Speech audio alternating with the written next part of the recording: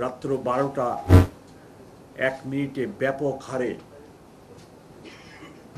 আতশবাজি, cluster বোমা, ফানুস ব্যবহার হয়ে থাকে। চলতি বছর আজকের শেষ দিন, আজকে রাত্রে একই ধরনের ঘটনা ঘটার আশঙ্কা আছে। সেজন্য আজকে আমরা এই ব্রিফিংয়ের আয়োজন করেছি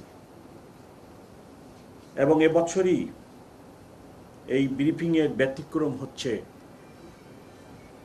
পরিবেশ মন্ত্রণালয়ের অতিরিক্ত সচিবের উপস্থিতি এবং উনি আপনাদেরকে আতশবাজি, শব্দ দূষণ এবং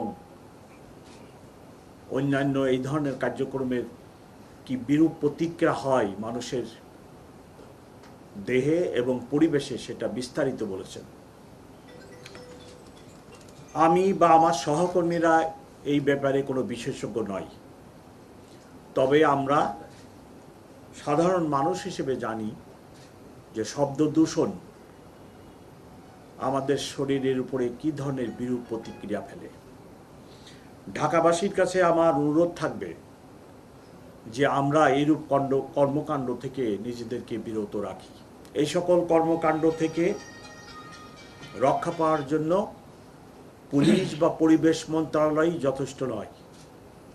প্রত্যেকটা নাগরিকের, ঢাকাবাসীর প্রত্যেক বাসিন্দার একটি দায়িত্ব আছে। আজকে নানা ধরনের কর্মসূচি আছে ঢাকা শহরে, আপনারা সবাই অবগত। এই কর্মসূচির কারণে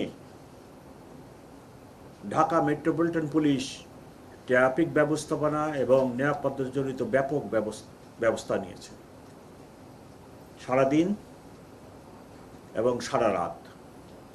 তার সাথে যুক্ত হয়েছে পরিবেশ মন্ত্রণালয়।